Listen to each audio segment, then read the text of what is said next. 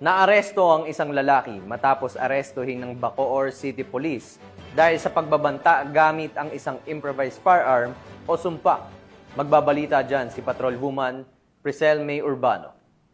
Naaresto ng mga tauhan ng Bacoor Component City Police Station ang isang lalaki matapos na magbanta gamit ang improvised firearms o sumpak sa Barangay Zapote 3, Bacoor City, Cavite nito lamang 17 ng Agosto taong kasalukuyan. Kinilala ang suspect na si alias Mel, 18 taong gulang, butcher at residente ng naturang lugar.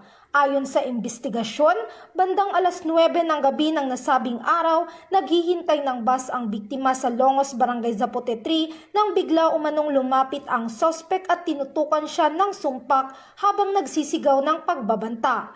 Dahil sa takot, hindi na lamang lumaban ang biktima at agad namang tumakas ang suspect. Matapos ang insidente, agad na inulat ng biktima ang pangyayari sa barangay na kaagad namang ipinaabot sa Bacoor Component City Police Station.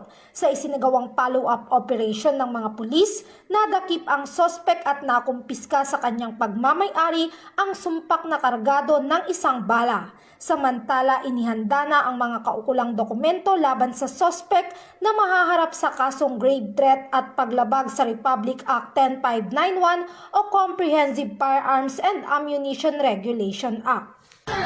Mula dito sa Piero Calabarzon, ako ang inyong Police News Network Correspondent, Patrolwoman Priscel May Urbano, alagad ng batas, tagataguyod ng balitang pulis.